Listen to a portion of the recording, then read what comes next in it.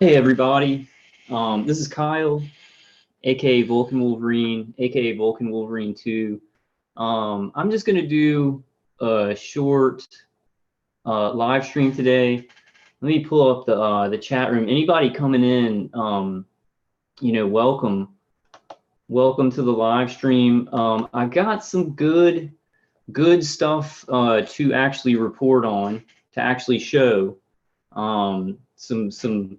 Some positive stuff, some positive, like, neuro-tech in the mainstream.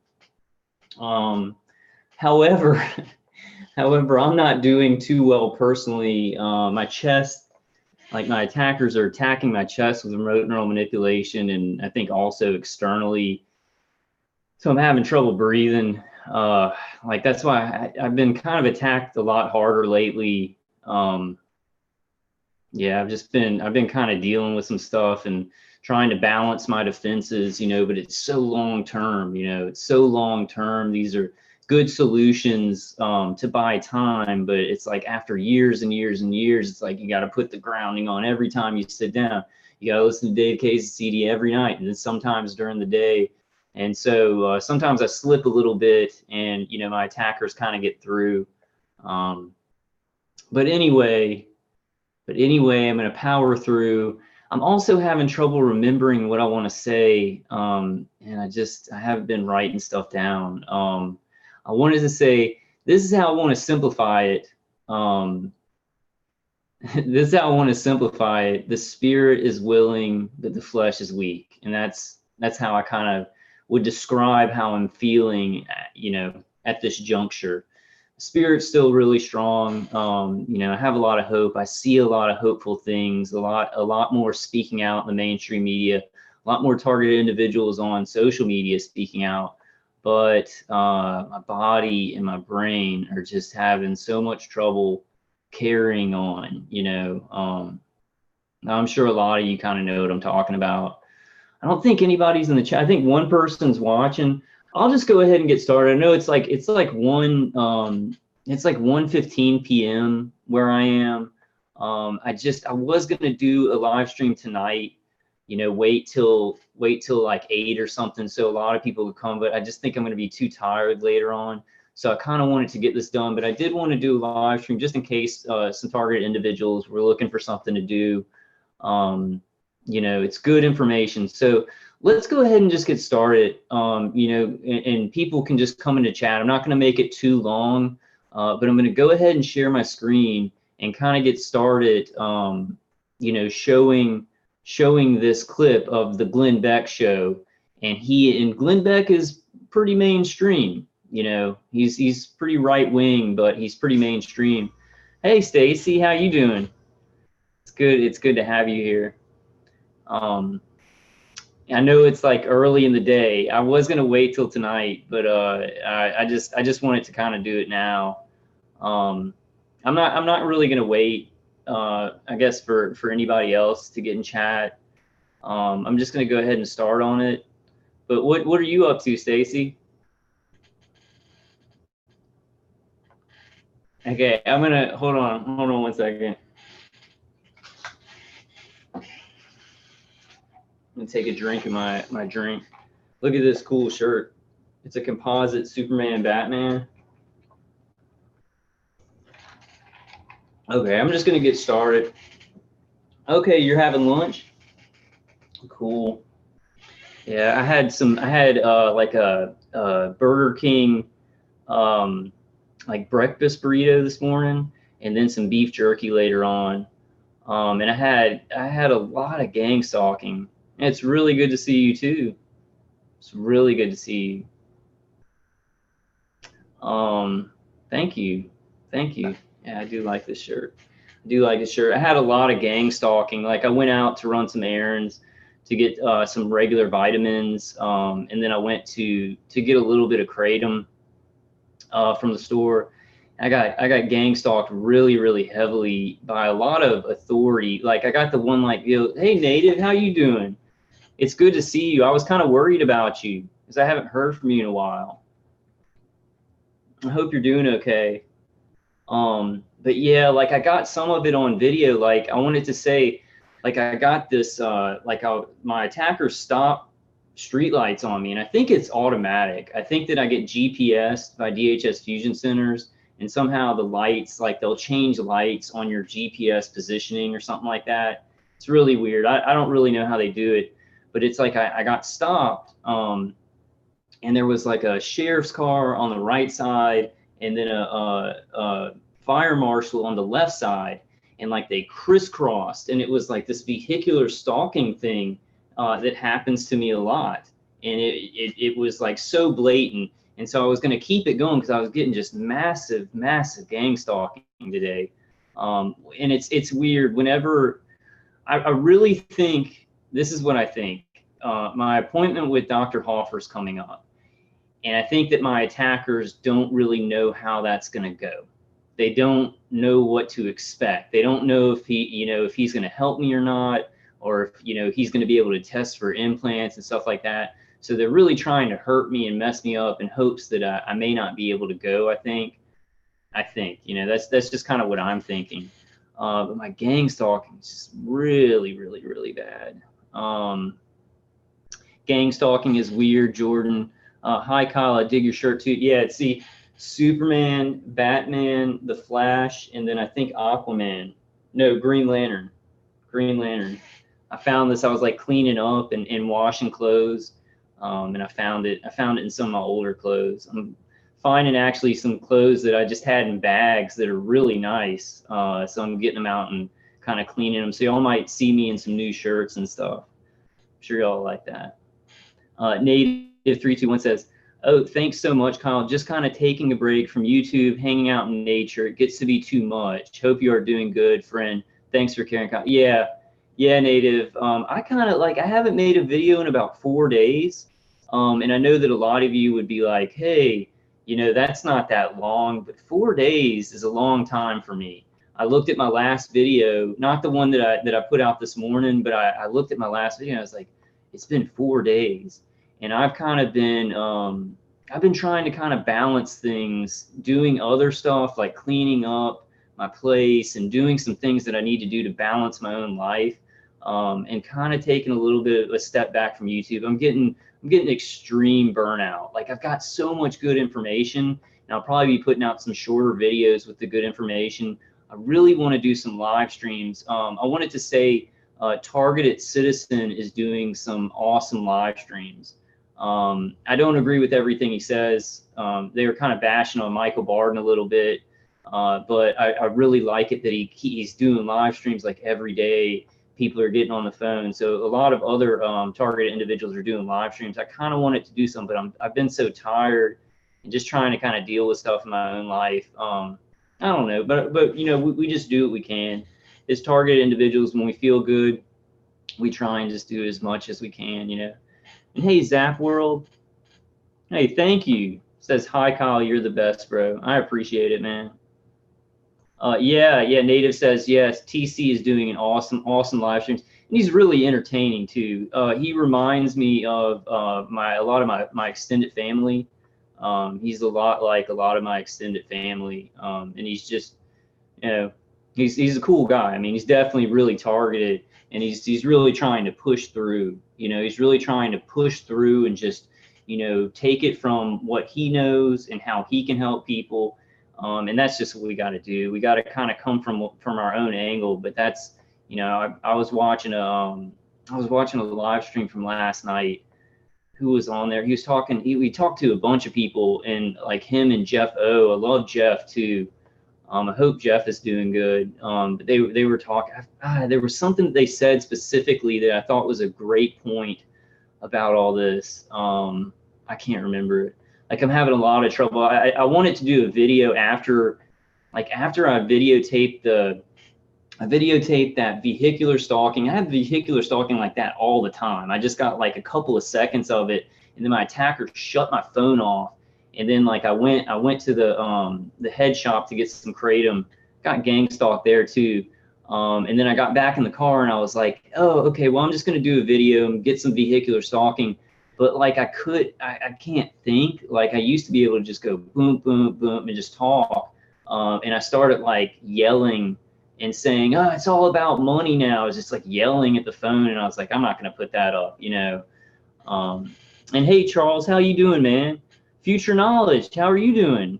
Like, I've missed you guys. Is it me? Is it because I haven't made a video lately, or have you guys kind of been taking a little bit of a break? Are y'all doing okay? I hope y'all are doing okay. I got to check out some of your more recent videos, Future Knowledge. Okay, let me get to it, guys, because I know it's early, so you know, there probably won't be a lot of people in chat, but let me kind of get to it. This is some really great information. This is Glenn Beck. Let me just show y'all. And this is something that I'm actually going to show my dad, because my dad still kind of is on the fence. Charles Hall says, I'm being hit hard. Yeah, I'm sorry, brother. Future Knowledge says, I've been busy straightening out some other things. Yeah, I think we're all just trying to kind of take care of stuff in our life. My attackers, they've been hitting me in the groin and the chest lately, and it's like I get so tired that I can't. It's like it's just doing any, like, talking for a long time or doing anything, just it seems daunting. I know it's kind of an up and a down thing. I think that's what Targeted Citizen and Jeff were talking about last night, that I really agree with. It's like sometimes it's just like all day you get little breaks, and it's kind of like an up and down kind of roller coaster of targeting, where they'll let up sometimes, but just lately it's been pretty bad for me. Zap World says, I was kidnapped and taken to another dimension. I kid. It's funny, Zap World. I feel like I'm in another dimension a lot. It's just like it's a war, like the machine, the gang stalking machine. Like, and I know maybe some of you guys don't experience gang stalking, so the torture is horrific. The mind control or remote neural manipulation is horrific. But then it's like I drive out, and like immediately, and I wish I would have gotten this on tape. I'm like driving out onto the main street, and there's this beige SUV. It drives down the street, like I'm driving on the right lane. It's driving down the left lane. It has one headlight. I flip it off. Like, I secretly flip it off, though. You know, I kind of just did a little flip off, and then it like came in and like turned around and followed me with one light. And these people just look like blanked out criminals. I mean, like, you know, I'm looking at that show, the Walking Dead and all the zombie stuff, and there are actually military people being trained for a zombie apocalypse. Like, they're actually seriously being trained for a zombie apocalypse. And I'm like, are they just going to mind control everybody and just shut down their frontal lobes? And there's going to be all these people walking around like zombies. I mean, I know that's outlandish and extreme, but where is this all going? You know, where is this all? I see awareness and stuff like that, but I also see the gang stalking and people joining these organizations to gang stalk people, the civilian army, to false flag innocent citizens and terrorize them. I see it's like building as the mass shootings happen and all the bad stuff from gang stalking happens. I see that more and more people are joining these things and not realizing that they're causing them. I doubt it's going to cause a zombie. I hope it doesn't cause a zombie invasion. Charles says, I bought some bone conduction headphones so I can hear. Charles, does that help with the V2K, man? All right, well, let me get started. Y'all can chat in the chat room. Let me go ahead and pull this up and get started. This is pretty important because, I mean, this is Glenn Beck's YouTube show. Glenn, well, I guess it's his radio show, but he puts the podcast on YouTube. So Mark Zuckerberg, Elon Musk, neuro-tech, brain technology to read your thoughts. So, and this doesn't have that great of views. See, how many people does he have who subscribe to him? 144,000 subscribers. I think a lot more people probably listen to the radio show in their cars during the day. But let's check this out. I want to talk about it because he kind of talks about it wrong. He somehow thinks that these, like Elon Musk, neuro-tech, and Mark Zuckerberg, that mind reading headset that you can like actually think to do stuff to your computer. It can like type stuff out from your inner thoughts. He thinks that came first, and now DARPA is kind of working on remote neural manipulation stuff. but it's actually the other way around, right? The military-industrial complex has been doing, neuroweapons testing since, probably 1950s, maybe a little bit after. I don't know. It's probably around 1950. They've been doing it for decades. And then Elon Musk and Mark Zuckerberg, Facebook and Google come along, and then that's a way for the military-industrial complex to trickle things out. And they're using Elon Musk and Mark Zuckerberg to do that, which I don't think a lot of people understand that. They think that Elon Musk is like Tony Stark. They think he's like Iron Man and he just comes up with this stuff, but that's not true. The Neurolace technology has come from decades of people being ripped apart, their minds and their bodies being ripped apart by remote torture and remote experimentation, MK Ultra.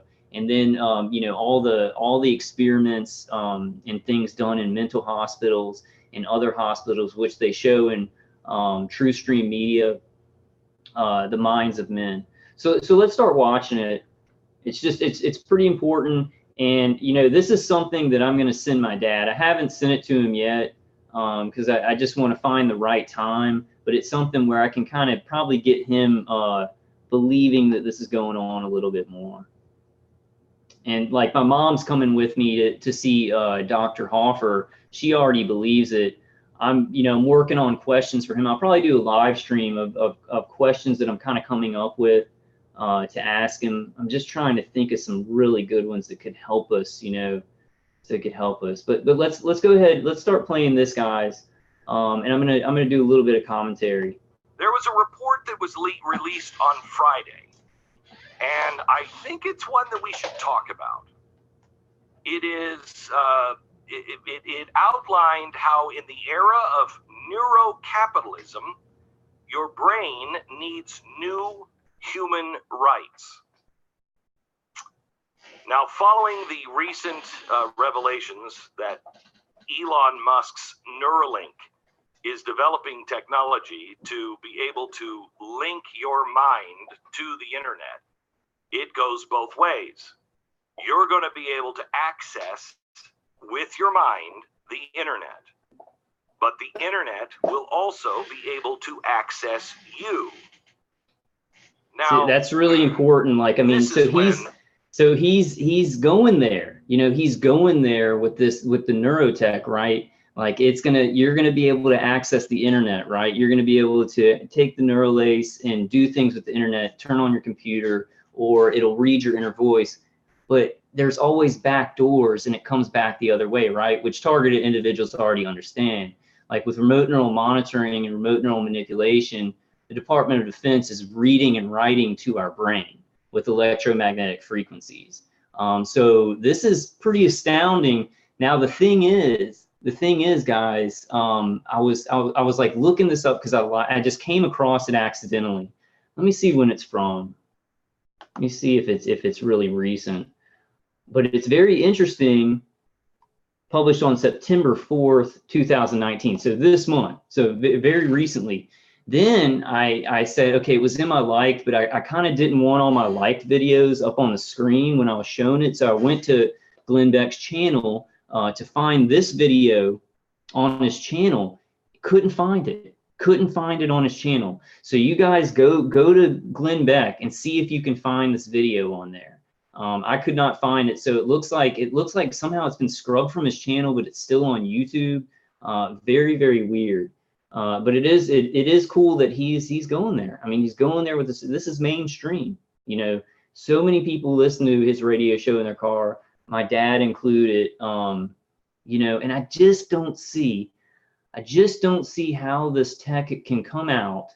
The Neurolace and the mind reading headsets for Google and Facebook that are going to be able to read your inner voice. Some of it's going to be from here, right, from the throat and the jaw, but some of it's actually going to be from the language center of the brain. It's going to be electromagnetic frequencies from the language center of the brain, which is how remote neural monitoring is done. I don't see how this technology is going to be able to exist, and people are going to be able to talk about this technology without putting two and two together with what targeted individuals have been saying for years and years and years.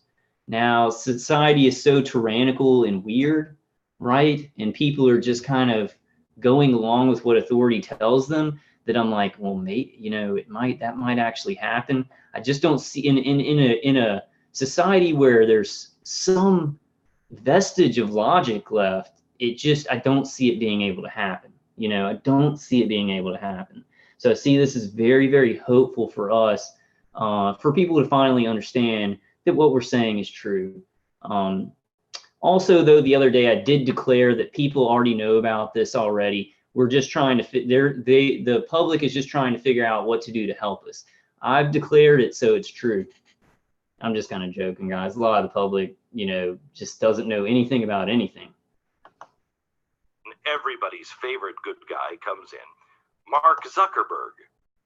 His company is now funding research on what's called BCI, brain-computer interfaces, that can pick up thoughts directly from your neurons and translate them into words. Researchers say they have already built an algorithm that can decode words from brain activity in real time. So in other words, you're thinking, hey, I need to go. And it's been around for decades. It's been around for a long time. This is what targeted individuals are talking about when they say, I'm being remote neural monitored, I'm being remote neural manipulated, or I'm being mind controlled. Because when they can read signals, when they can read neuron activity with electromagnetic signals from the brain, they can also put signals. They can read and write signals. Sorry, I'm having trouble with words, guys. Just bear with me. Okay, let's keep listening to it. I'm going to go to my YouTube channel in here so I can see the chat. Google what this word is or whatever you're thinking. This algorithm can hear your thoughts and turn them into words and actions. Elon Musk's company has what's called flexible threads that can be implanted into the brain and could allow you to control your smartphone, your computer, with just your thoughts. Musk wants to start testing in humans by the end of 2020. Okay, so now, here's that's a lie. He is going to test Neuralace probably. He's probably already tested it before on human beings, and he probably will test it publicly by 2020. But the technology, the Neuralace technology that Elon Musk came out with, it's from many, many years of experimentation by the Department of Defense, by DARPA, the Department of Defense, and the contractors and subcontractors. They have Elon Musk, he's connected to the military industrial complex, and these kind of technologies, they're trickling them out in consumer products and medical products so that they can let the public accept it in certain ways, right? So human testing has already been done on Neuralace probably, but the bigger picture is that human testing has been done on targeted individuals for decades and has blown up recently. It's blown up since 2001, right? We all know that. And I forgot my point about that, but basically it's like that now it's trickling out so that they can be like, okay, well, there's this new device and Neuralace and stuff like that. And the public will be just like, oh, well, that Elon Musk just came out with that. And oh, he's going to do some human testing soon, right? There's already human testing 24 hours a day, which is an angle of our targeting. There's also other angles to our targeting, but also there's been human testing for many, many, many years. And that's obvious to all targeted individuals. Maybe, perhaps, just because we can do something doesn't mean we should do something. Now, there is absolutely no way. That's a line from Jurassic Park. Jeff Goldblum says, just because you could do something doesn't mean you should do something. Then the dinosaurs got out and they ate everybody, right? Which is what we're seeing with this neuro-tech and everybody being fired on with directed energy weapons and people's minds being tapped into reading and writing to the brain. We're seeing a lot of violence. We're seeing a lot of families torn apart. People who are innocent, their brains destroyed, their nervous systems destroyed, suicides. The dinosaurs have gotten loose in the park, right? Metaphorically. And James Giordano says, he says the cat's out of the bag, Pandora's box is open, it can't be put back in.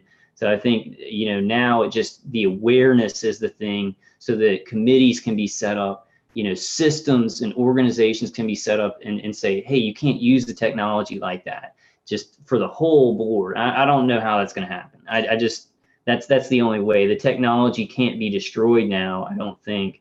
So people are actually going to have to build awareness. There's going to have to be rules, laws put into place saying this is how this can be used, right? That's what we're fighting for now. This is a good step. This is a really good step right here.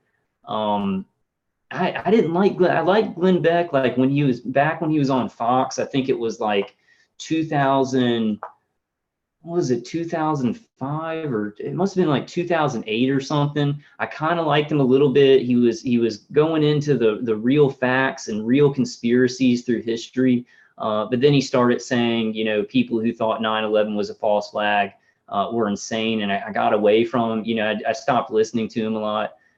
I'm liking this Glenn Beck. I'm thinking he's got a little spark in him where he's going to go towards the truth. So let's hear what he had. So let's see. He says some things backwards, which I don't know if he means to do that. I don't know if he means to kind of propagandize, or if he just doesn't know. So let's listen to it. Need to stop technology. It's just not going to happen.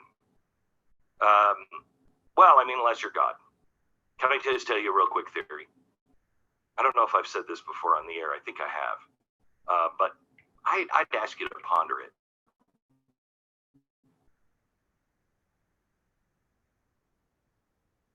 You know, when God stopped, the merciful God, because if they could do this, according to the Bible, if they could do this, they could do anything. And God knew that that wouldn't. So the homeless James says it's a remote biological sensor for heat, magnetism, electrical. The homeless James says Terry Davis was a victim of TI experimentation. Yeah. Tim Greenglass says, I've heard of this stuff. DARPA is into it. They can know your words before you know them somehow. Yeah, it's like my attackers, you know, they'll sometimes on V2K, before I even really have the thought go into my mind, in my inner voice, they'll be saying it on V2K. It's because it's a signal, right? It's a neurological signal in the brain firing, and they're getting it like faster than the speed of light, because it's electromagnetic frequencies. There's a signal coming in, and then there's a return signal. So sometimes I'm thinking something like, and I'll always use this example, but it's probably on other examples, but I'll be thinking something like, yeah, I need to feed Pepper. They'll be saying it on V2K as it's coming out in my inner voice, as it's coming out in my brain. And that's because they're reading an electromagnetic signal that your brain's making, and they can read it really fast, even before it fully forms in your brain. You know, I'm not quite sure of the science behind that, but it's not magic or anything like that. It is technology, and it's just basically, you know, reading electromagnetic impulses, or like neurons firing. There's an energy, there's an electrical energy to neurons firing in the brain. Not work out well, so he confused their language and they scattered. Well, what is our language? Our language is not English or Chinese. Our language is one. Zap World, you're funny, man. Zap World says, did they know I was about to ask for a 72-hour hold on D's nuts? That's funny.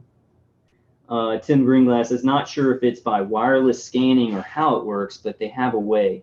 Yeah, I think there's a lot of different methods. There's a lot of different methods and a lot of different catalysts.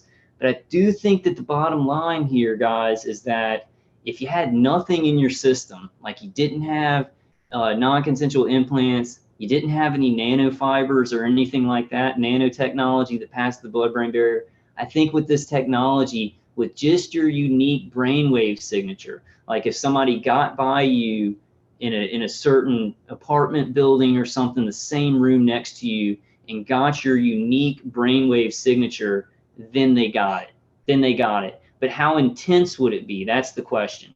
So I think that, you know, before they could do it just by unique brainwave signature, they had to do it with non-consensual implants, and then nanotechnology came along. Now those things intensify it now. They're redundant systems that really intensify the targeting. But I do, and I'm not 100% sure about this. We've got to learn more. We've just got to keep learning more. But I'm pretty sure that you don't have to have anything in your body. You don't have to have any catalyst. They can just use your unique brainwave, basically your brain's fingerprint, to actually send and receive signals from your brain and your nervous system. Now, how intense it would be without any of the catalyst, I don't think it'd be very intense. I think they'd be getting weak signals. They'd be getting very weak signals. They'd be sending very weak signals, and that's why they need the nanofibers, nanotechnology, and also non-consensual implants, because that's gonna increase the frequency. It's gonna increase the signal. So let's say I had a non-consensual implant like in my jaw somewhere, which I actually think I do. I think I may have one in my ear, or like where my wisdom teeth were taken out. So they send a certain frequency through the vestibular system. Then they're also using external methods of electromagnetic fields with a bidirectional stream of photons with basically light, but still electromagnetic frequencies, right? So they're using that all together to intensify the signals that they can send in and the signals that they can get back. But I think that it wouldn't be that intense, but they still could do remote neural monitoring, remote neural manipulation without any kind of catalyst in your body.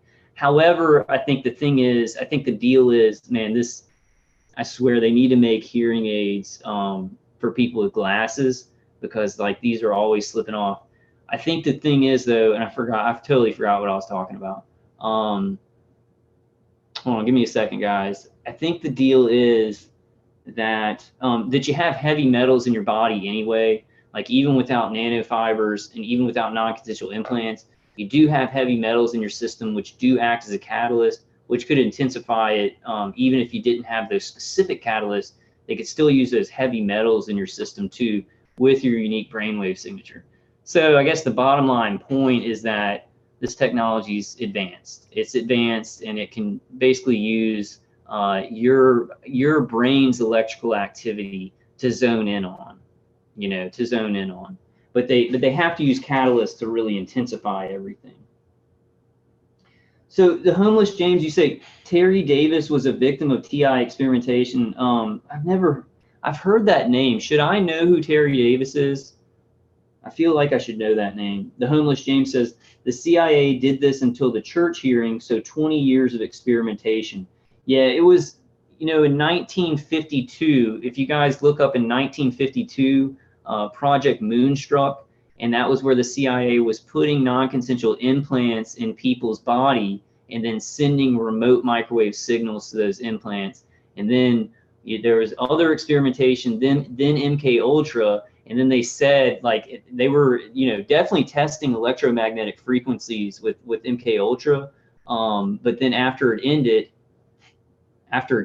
they said that it ended, right? They said that it ended, but really all that it did is it turned into this. It turned into, okay, we're not going to just do the experimentation in mental hospitals and in laboratories and in prisons. We're going to go ahead and start doing this widespread remote electromagnetic MK Ultra all around in people's homes. So probably after MK Ultra, well, probably even during MK Ultra and before, you had people being hit in their homes, but it wasn't a large percent.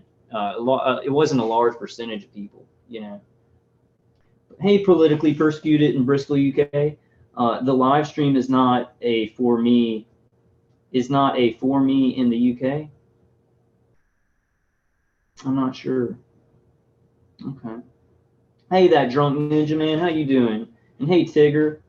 Drunk Ninja says, yeah, I read somewhere your subconscious thinks what you're going to say about 7 seconds before the thought comes to your conscious part. Yeah, that makes a lot of sense. So it's like like basically a neuronal firing in another part of your brain that has to travel to the conscious part of your brain, but they pick it up in the subconscious part. Yeah, that's great, Drunk Ninja. Tim Greenglass says, yeah, and they can read those pre-spoken ideas somehow. Politically persecuted Bristol, UK says, with Wi-Fi, cell towers, etc. It can be done from anywhere, although they may also have transmitters close by. Yep. Yeah. There's a whole infrastructure that's built, you know, just the whole infrastructure. So they use like so many things. They use drones. But I go over this all the time. Drones, you know, over the horizon radar, ground radar, wind towers, microwave towers, 5G, satellites to route these signals, right? Satellites, and I think that they can shoot directly from a satellite, but I think with most targeted individuals, you know, the satellite just routes the signal from the microwave towers or the ground or over the horizon radar. Hey Jennifer, how you doing? Jennifer says, hi everyone, just talked to another TI who has proof of her implants. I think most of us have them. I kind of agree, Jennifer. I know it's an older technology that they don't need anymore, right? They don't need non-consensual implants the size of like a grain of rice, but they still use them. And I think that when I was younger, I got one put in me, and I think that even though it's an obsolete technology, they have nano particulates, nanotechnology, and other things like that. I think they still use them as redundant systems and to intensify the targeting. Now, when I go see Dr. Hoffer, I'm really hoping that he can, you know, he can either do, you know, imaging to find that, or he can maybe give me a list of doctors that I can give to other targeted individuals, you know, so that we can go to people, we can start getting these imaged and take them out. Because I think if we can get non-consensual implants taken out of us, it will de-intensify the targeting by 50%. You know, because that's a very strong signal that they're sending up to the vestibular system. It's strengthening every remote neural monitoring stream of energy coming in, every remote neural manipulation stream of energy coming in, every remote neural monitoring stream of energy going back to them. You know. The Drunk Ninja says, yes, I believe cell towers have something to do with it, since the oldest TI I heard of was a TI for over 30 or 40 years, about the same time as cell towers were first put in. Yeah. Okay, let's listen to the rest of this. Charles Hall says antimatter fields and positron satellites. Yeah, I mean they've got some really advanced stuff. Okay, let's listen to the rest of what Mr. Beck has to say, because he talks about DARPA too. And zeros. Confusing our language would stop us from destroying the human race. Because I do think this is a real possibility. I want to talk to you about what happened. Elon Musk and Jack Ma got into kind of a little bit of a spat or an argument. They were doing a conference together, and one of them really believes that AI is dangerous, and Jack Ma, it just seems to me to be out on planet 10. He just doesn't see any risk to it at all. But the problem though with this, Elon Musk does think that AI is dangerous, right? He does think that AI is dangerous. I think that it's a trick. Personally, let me just say this real quick, and we'll listen to the rest of this. But I think that Elon Musk says, "Oh, AI is so dangerous, so we need to mix it with the human brain." That's what he says. His ideas, and I'll try and do a video on this where there's some clips of him saying this. But he's like, the only way to keep AI from overtaking humanity, from being our masters, is to mix with it, right?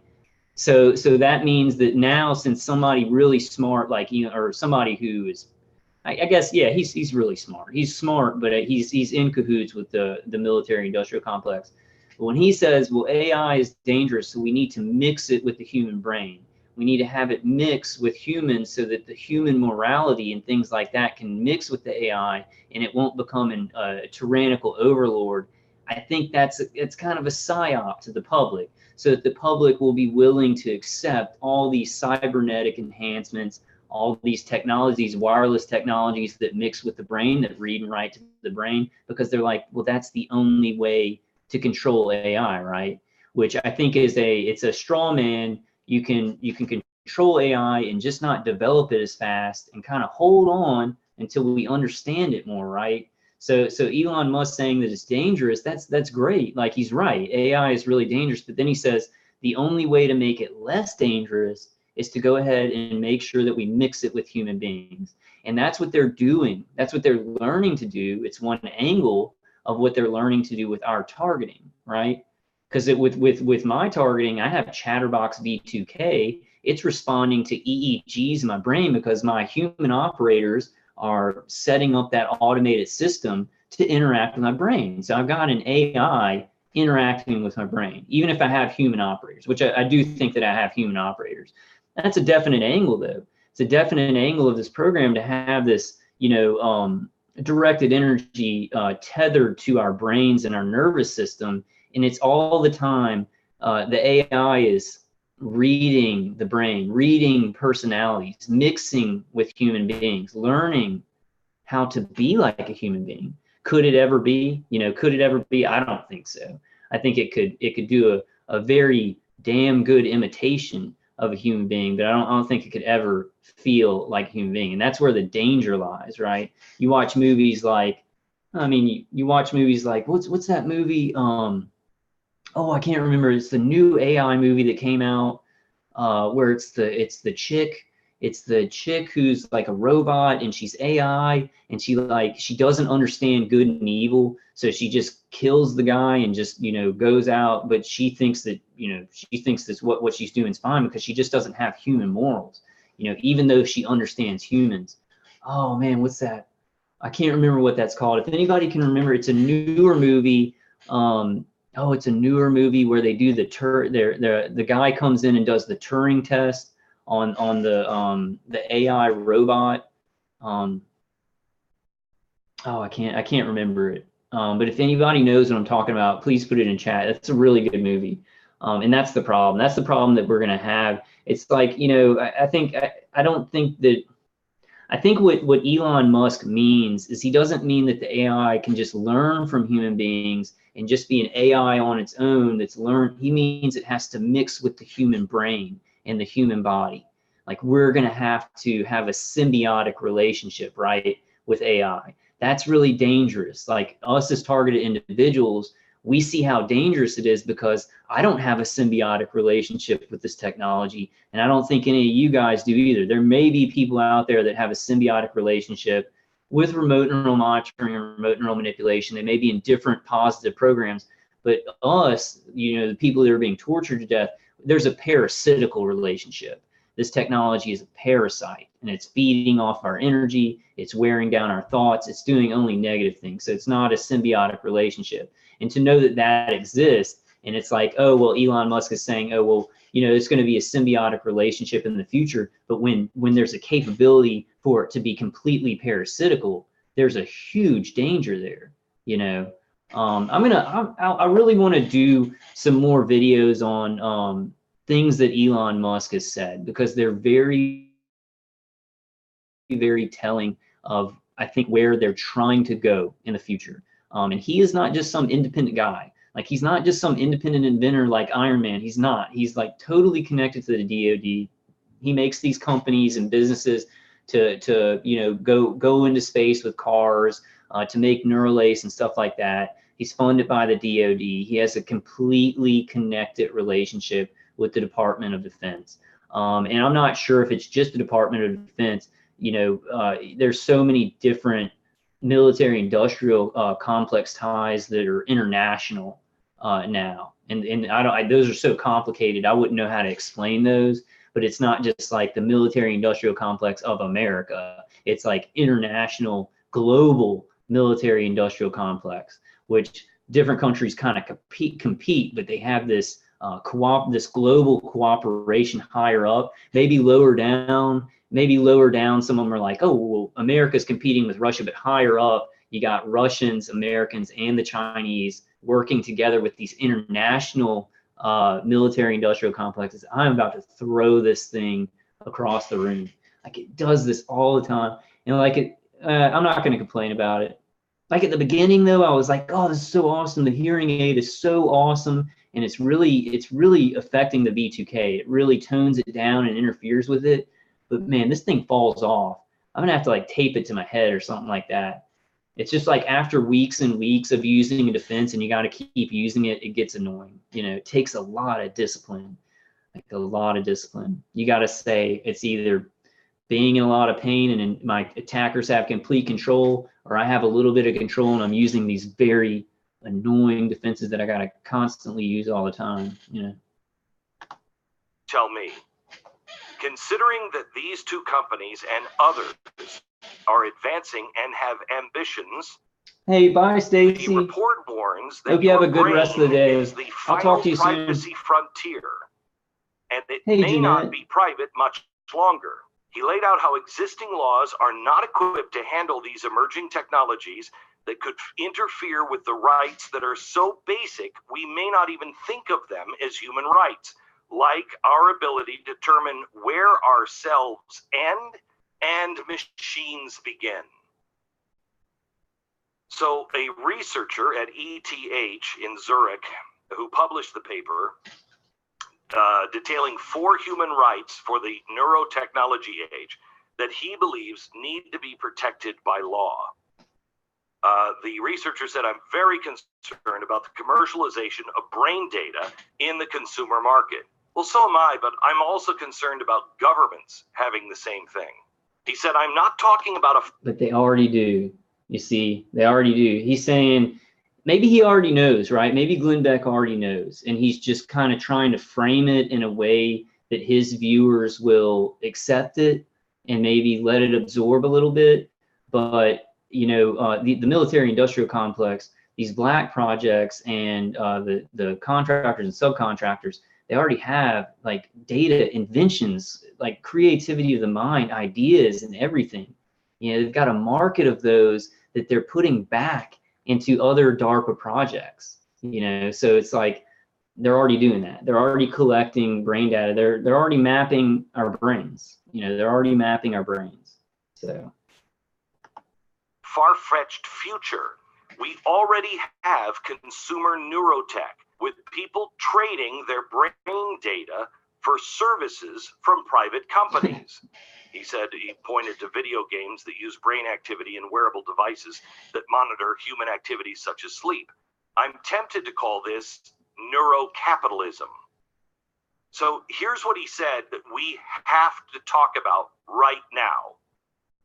And I don't think you could get anybody in Washington to listen to this. Maybe a few. Massey probably would listen to this. they need to. But he said we need 4 new rights. 1. I feel like this right has to be, you know, I really wish that Shad Budge Productions, I wish he could have gotten that neuroethics conference going. But I feel like there has to be, you know, some Senate investigative hearings, you know, on this technology. I feel like that has to come, maybe pushed along. Some of these class action suits could push into that. I feel like the world has changed. So it's like in 1990, if this happened, there would be in Senate investigative committees, right? There would be people in the Senate and the House of Representatives who were not under control of the military industrial complex, who weren't bought and paid for, who weren't blackmailed into doing whatever, you know, these agencies in all these countries wanted them to do. I feel like there'd be a better chance of some rebels, right? Some rebel senators and rebel representatives, you know, doing some Senate investigative committees and getting people around that. I don't know how it's going to work out in this day and age because everything has changed so much. Everything has become so corrupted. Everything has become so corrupted and tyrannical and completely controlled by like the Pentagon and the Department of Defense. It has to happen. You know, we've got to keep hope that it's going to happen.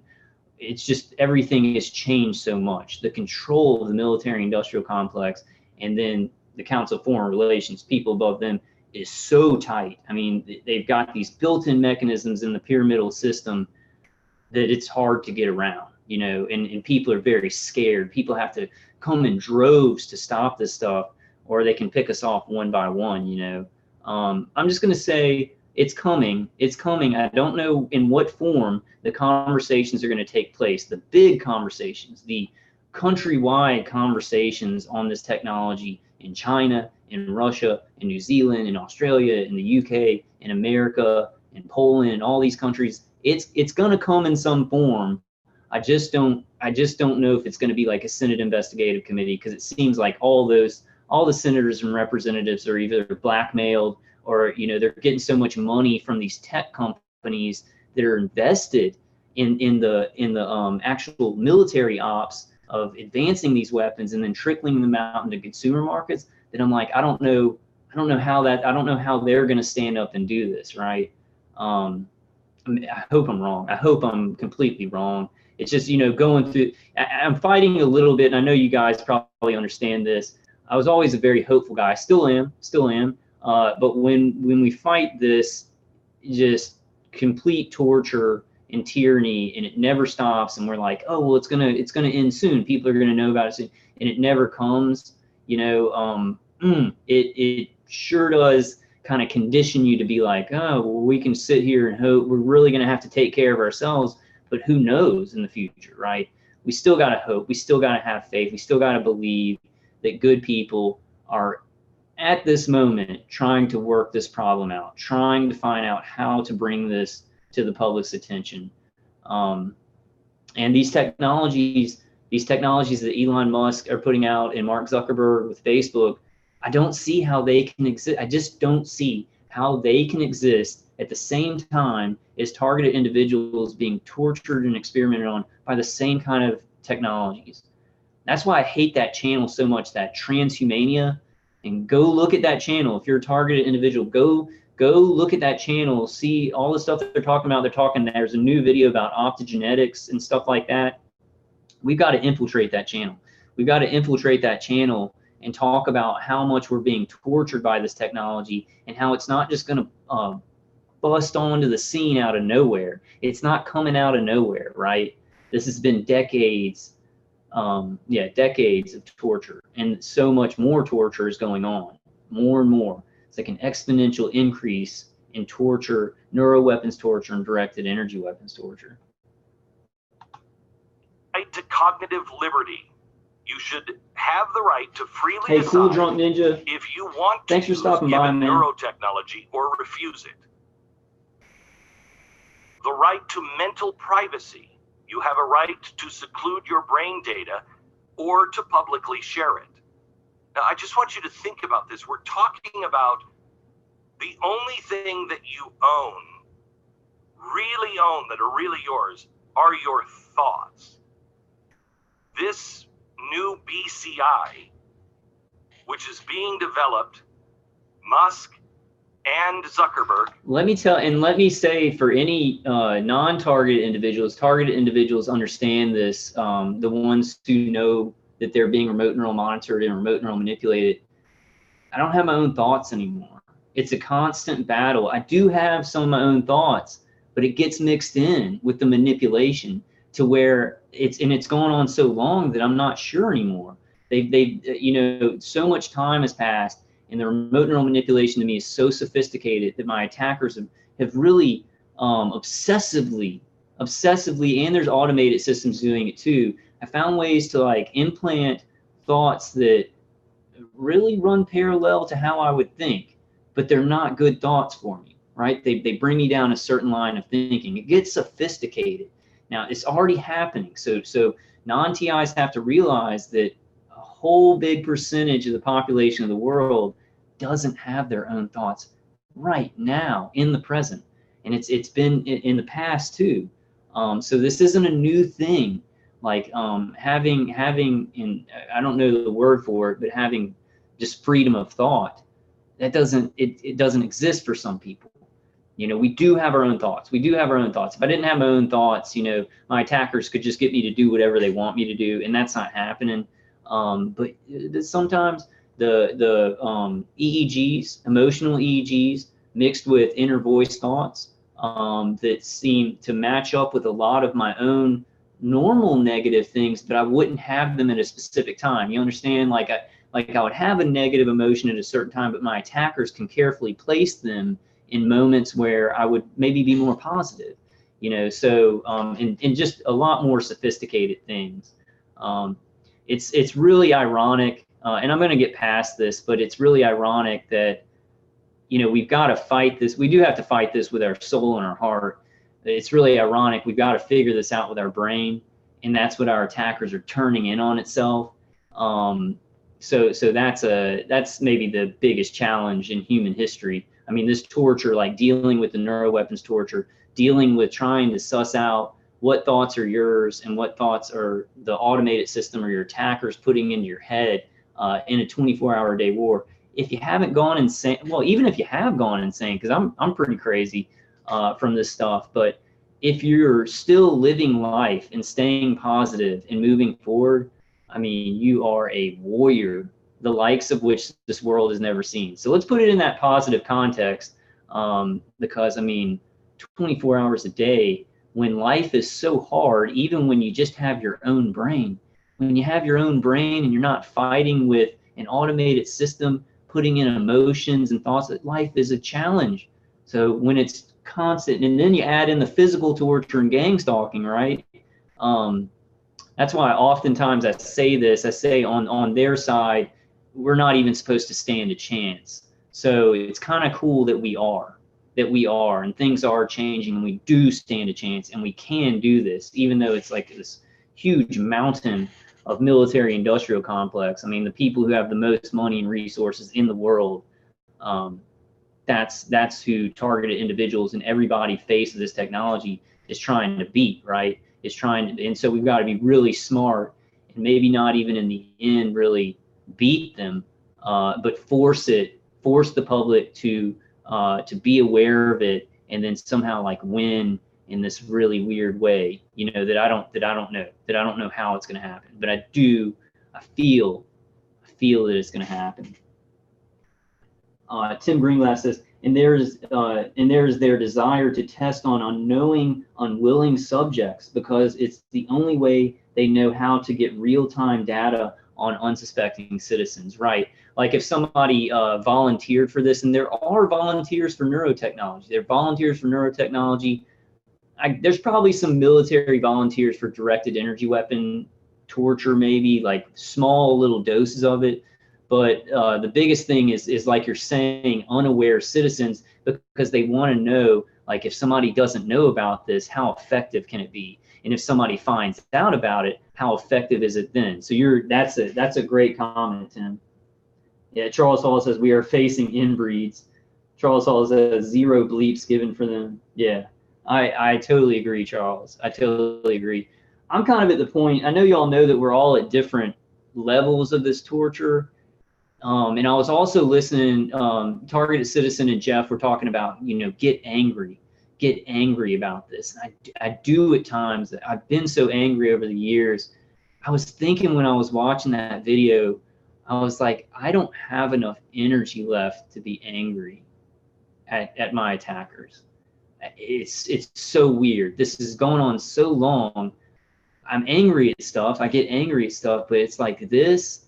It's like if I get angry at my attackers doing this, I waste energy. I feel like I waste energy. So I have to put it in this, or I have to put it in helping a targeted individual. And it's like this weird, unhealthy adaptation that I'm dealing with. Also, a lot of remote neural manipulation mixed in there, kind of like the bull, Jose Delgado with the bull. But that's a scary thing. That's a scary thing when sometimes I feel like I should be more angry, but I'm like, if I'm too angry, I'm not going to be able to survive myself, and I'm not going to be able to help other people to survive. So that's one thing we got to think about as targeted individuals. A lot of people, we're in different levels, and there's been some people have gone through, you know, like 2 decades of torture. Some people have gone through like 3 years of torture. Some people have gone through like, you know, 8 years of torture or whatever. We're at these different levels, and in my case, and I think a lot of y'all's cases, like God has helped me to adapt to this. And at a certain point, I'm like, okay, well, my attackers, like right now, I have V2K, they're attacking me. So let's say I get really angry and I yell at them. What does that do?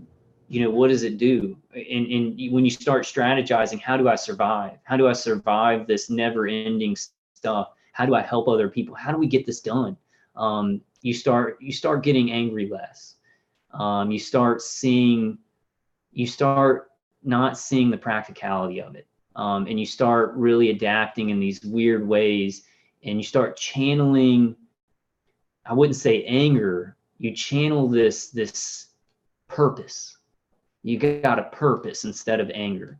Your anger becomes purpose.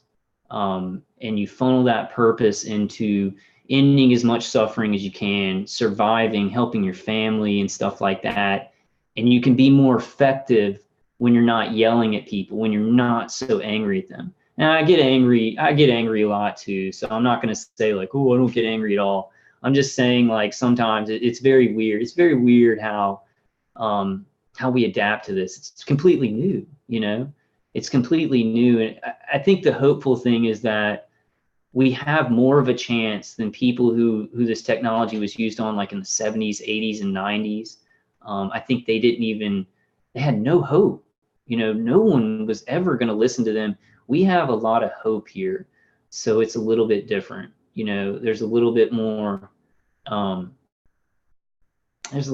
hope for us because of the things that are coming out in society, the consumer tech, the medical advancements. It's like, you know, if we think about it this, I know this sounds crazy, y'all. I know this sounds crazy, but just hear me out here. We're pretty lucky. We're pretty lucky that we got targeted in the time that we did. We're not lucky that we got targeted. It's the most unlucky thing that could ever happen to a human being. It's happening to a lot of human beings on the earth. But think about it. If you would have been targeted in 1970, like say you were like 30 years old in 1970, you'd have had no chance. I mean, that would have been and there have been people who like committed suicide, who died living in this time when there is a chance. We're pretty lucky for that reason. So maybe we can kind of flip that. And I know that targeting sucks, and it's not, you know, you're not lucky to be targeted, but we can kind of see because of the time period that we're in, we are lucky in that way. You know, I don't know. Y'all tell me what y'all think about that. Well, Charles Hall says, exactly, Kyle, don't get mad. Yeah, I find, you know, and I do get mad. So I don't want to say that. I get mad less. Like the first couple of years, I was making videos and just yelling and frothing at the mouth because that's what a human being does. I mean, that's our instinct to get mad when you're being murdered by a bunch of terrorists who could give a shit, right? But then as you go on, you're like, how do we, because we can really do this. We can really get this awareness out. We can make our lives better. We can find defenses. And if I'm getting completely angry, and I understand Target Citizen and Jeffo's point, you got to get fired up. You know, you got to get fired up so that you act, right? So that you take action against it.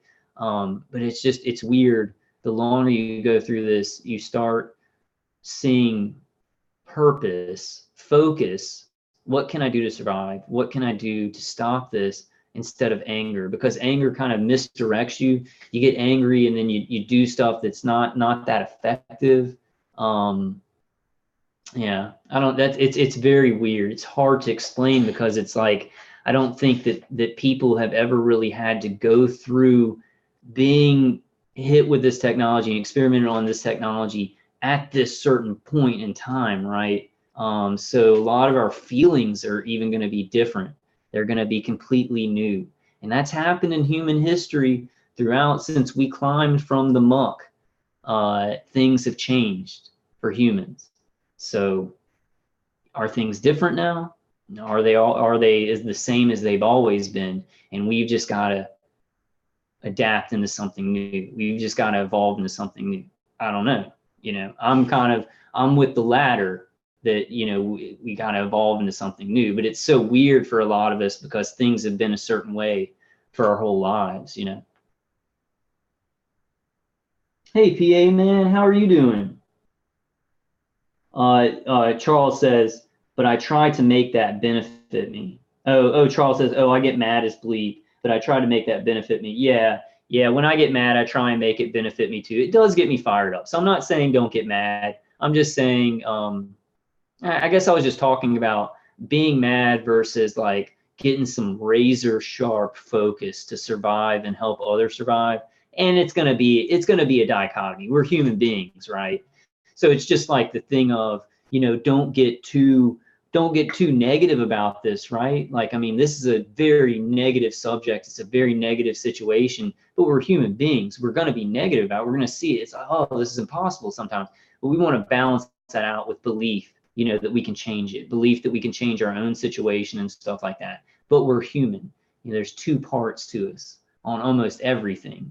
Human beings are very, very ironic. We're very ironic. And I think that God is also ironic. God created us. God is also very ironic. So this situation where it's like, oh, my life feels like it's over. There's an irony where your life could be just beginning. Yeah, I know this stuff really sounds weird for some target individuals who are like, what are you talking about, Kyle? But trust me, I've been going through this a long time.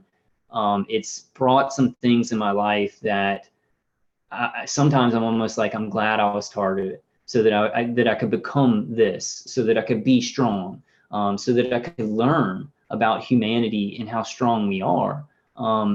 Sometimes no, you know, this all sucks. But sometimes I'll have those moments where I meet certain people and I have them in my life and I wouldn't have if not for the targeting, or things in myself that I would have never seen without this, that would have never come to the surface. They would have never evolved. And that's a way that human beings get through impossible stuff, you know, by changing your perspective and seeing it in a different way. It's very hard when you're depressed. Like when you're getting hit with this remote neural manipulation, your attackers are kind of controlling your perspective. It's damn near impossible. But if you wrestle some control, get some defenses, you can wrestle back your perspective. And perception are two of our greatest weapons. I'm going to do some more videos on that. I've done a couple on those.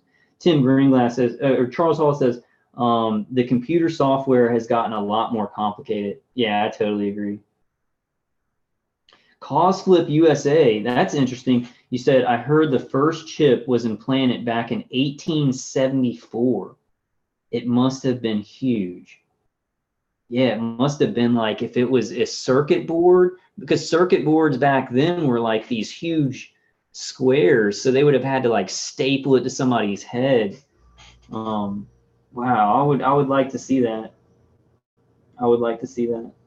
Tim Greenglass says, I think giving them as little reaction as possible is a valid strategy. They love it when someone flips out and runs to a hospital or law enforcement.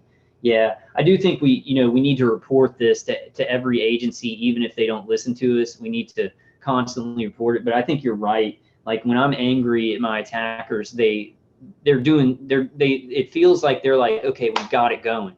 We've got it going. When I'm ignoring them, they get angry and they want my attention because it's not working, right? I'm getting unentrained. If I'm focusing on somebody that I really like talking to or something like that, they'll mess with my phone and my text messages. But if I'm angry and I'm focused on them, they're like, oh, hot diggity. And then they start doing this, weird stuff, interacting with me. But at times it feels good to get angry. We have to, as human beings, we have some primal stuff in us that's come from millions of years of evolution. Would it be billions of years? I always get that wrong. Hundreds of millions of years of evolution where you need to get angry sometimes. I just thought that was interesting what I was kind of thinking when Target Citizen and Jeff were talking about that. I do agree with them. You got to get angry, but I just wanted to put that different perspective in there.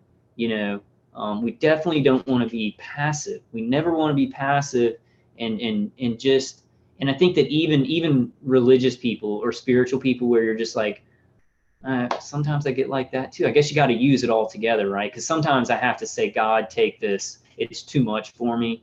And that's a passive thing.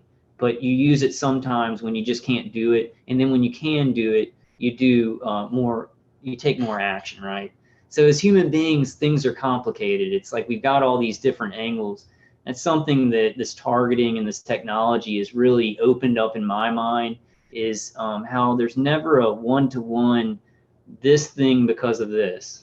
It's always these angles because of these angles and because of these angles. And I feel like as human beings, when our minds open up to that, we're going to be much more capable of handling these, handling these new horror movie problems that we're dealing with, horror mixed with sci-fi movie problems that we're dealing with, Yeah, let me go ahead and finish this up, and I'll read some more of y'all's chats. Y'all's chats are always awesome. And others around the world will read your mind. Yep. Third right, the right to mental integrity. You should have the right not to be harmed physically or psychologically by neurotechnology. Let's go back and listen to the 4 rights. We already have consumer neurotech. I'm very concerned about the commercialization of brain data in the consumer market. Well, so am I, but I'm also concerned about governments having the same thing. He said, I'm not talking about a far-fetched future. We already have consumer neurotech, with people trading their brain data for services from private companies. He said he pointed to video games that use brain activity and wearable devices that monitor human activities such as sleep. I'm tempted to call this neurocapitalism. So here's what he said that we have to talk about right now. And I don't think you could get anybody in Washington to listen to this. Maybe a few. Massey probably would listen to this. I don't see, like, maybe officially. What do you guys think in chat? I think, like, I keep stopping it. I'm sorry. I want to kind of get through the 4 tenets of our brain rights. You know, I don't see how people in Washington, how senators and congressmen could not know about this. Maybe not officially. You know, maybe they don't have paperwork saying, oh, human beings are being experimented on with neuroweapons. I think there's some people in the State Department that also don't have official paperwork. But how they could not know, how they could not have heard rumors and rumblings and things like that from the Cuban embassy attacks and the China consulate attacks, don't see how the majority of senators and representatives would not know that this stuff is going on from rumors, and not rumors, but people talking about it, right? And I think that is happening, but I think everybody's too scared and they don't know how to deal with it, and they think it's too big. A lot of people, I think, are taking this tactic of, oh, if you can't beat them, join them, right? And they're selling their kids' futures. They're selling humanity's future, you know, down the bloodstream. I don't even know if that's a metaphor, but you know, they're just like, oh, if you can't beat them, join them. This is too big, and maybe I can stay safe. But nobody will be safe. We will lose organic evolution of our brains if we mix with AI. We will not evolve how God wants us to evolve. Free will is why God created us. And I don't understand that, but I know it. I know it's how the universe works. It's how magic happens. It's how good from God Christian magic happens, is free will. When you make a choice, when you're struggling and you make the right choice, there's a magic that happens straight from God. And you start controlling everybody with AI, man, humanity's over. I mean, sure, there will be lumps of flesh walking around, but they might as well be robots. What is that? That's not humanity, you know. So I just don't see how any senator, congressman, or anybody in these agencies would not fight this tooth and nail and give their lives for this, because we're giving our lives for this. We didn't have a choice, you know. We didn't volunteer for this, but we're giving our lives. We're speaking out. So if anybody's listening that's famous and you have power, please help us. The time is now. could you please speak up? And we're getting there. We're getting there. My problem, guys, and I'll just tell you this, I've been going through this for so long, saying we're almost there, and I found solutions in my own life. It's conditioned me to be negative about the future, but I don't know. You know, I don't know how this is all going to work out. I'm damn well going to try. We're all going to try and bring this program down and bring this to an end. I just deal with a lot of negativity because my personal situation has not changed in so long. And I think that we all do. And I think that somehow, you know, and we will do this, and we do this. We're going to have to ascend past that, ascend past how unending, and this never changes, and it never gets better.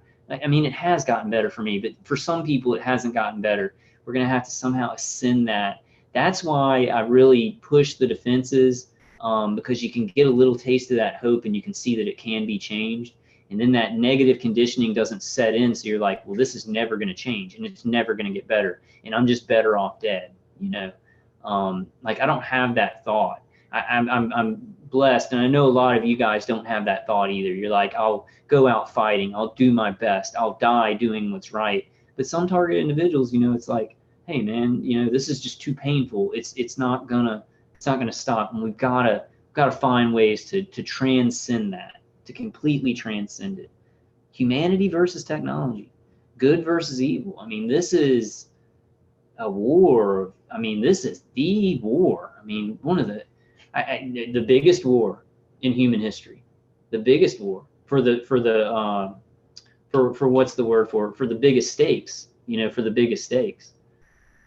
No pressure or anything, because we're all just single humans. We've got to just do what we think is right, and hopefully it will add up. But dude, this is a very important war. This is like organic, creative humanity versus a cold, mindless technology, and the people using it have an even more cold and calculating, unempathetic, organic. I don't know what you'd call it. I guess organic physiology or biology. Sociopathy and psychopathy, which those things people can actually be trained, to be sociopaths. If they're moving up the ladder in the military or whatever, they can kind of be trained to be sociopaths, to see people as video games, or lab rats or guinea pigs and stuff like that. So it's very, very ironic. I'd say it was interesting if it wasn't so scary. But that these people who use this technology become as cold as that technology, But he said we need 4 new rights. 1, the right to cognitive liberty. Okay, wait, let me answer this question before Glenn goes through this.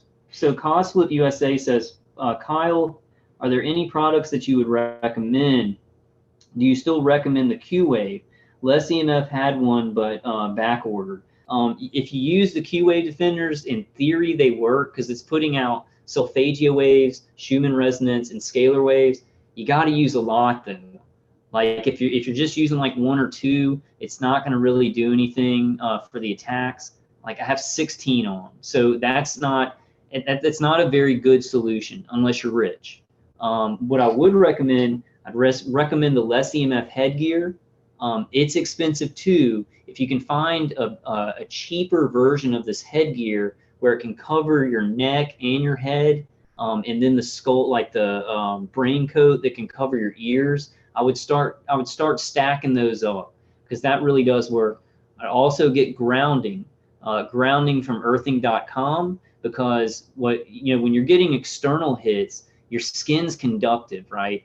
Your attackers are like basically filling up your skin and the inside of your body with positive ions. And when you ground, you're grounding out these positive ions. You're introducing more negative ions into your body. So the intensity of the hits, the intensity of the remote neural manipulation, it's going to de-intensify because your skin's going to be less conductive. You're going to be getting negative ions introduced into your system, your whole system, your nervous system, your brain, your skin, and everything. So grounding is a must. I'd recommend that from earthing.com. I would recommend getting 3 ground straps, 3 ground straps for the arm and the leg, but putting them all on the left leg, because there's a lot of vagus nerve stimulation with the targeting. And then what else would I recommend? The Les EMF baseball cap. This is the CES. This is transcranial stimulation, but it's $300. So it's not a very cheap solution. Obviously, of course, I say this all the time, Dave Case's CD is free. Dave Case's CD is free, and that's what I would start with.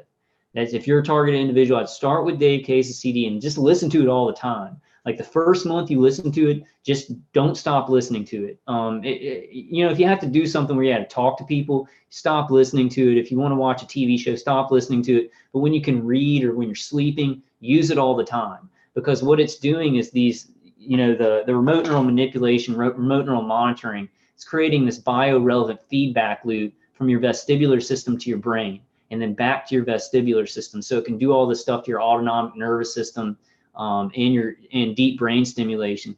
Dave Case's CD scientifically has similar frequencies that confuse these integrated weapon systems that our attackers are using. I'd start with that, because if you use it for like a month straight, then you can say, okay, oh, this affected this, it affected this feeling that they're giving me, and it affected this feeling that they're giving me, but it didn't really affect this feeling that they're giving to me. I think that's external. I think that's an external directed energy weapon hit. Then you can start working on passive shielding for those external hits. So Dave Case's CD, completely recommend, anti-tinnitusv2k.com. Less EMF headgear. It's a little bit expensive. There's probably some cheaper. Words are so hard, guys. Oh man. That's why I haven't made a video in a while. My attackers are really messing with my brain. I think they're getting ready. They're getting ready for my appointment with Dr. Hoffer, so that I forget to ask him stuff or something like that. But the less EMF headgear, Dave Case CD, the grounding is a must. Get creative with grounding. Get creative with grounding, because if you can make your skin less conductive and everything like that, it's really going to help. Also, I would recommend, and I'm not a doctor, some kind of anti-anxiety medication, something that affects the nervous system. That's one thing. I think kratom has helped me with that, which I'm kind of cutting down on. And then Ativan, but I can't prescribe it. I'm just saying, ask your doctor about Ativan, because if you can get some good chemical shielding to buffer down your nervous system, your attackers are attacking your nervous system. So if you change the way your nervous system is functioning, it's going to de-intensify everything. It's going to de-intensify the way you feel external hits, the way you feel remote neural manipulation, everything. I think those are like the main things, but then there's like cleansing and stuff too.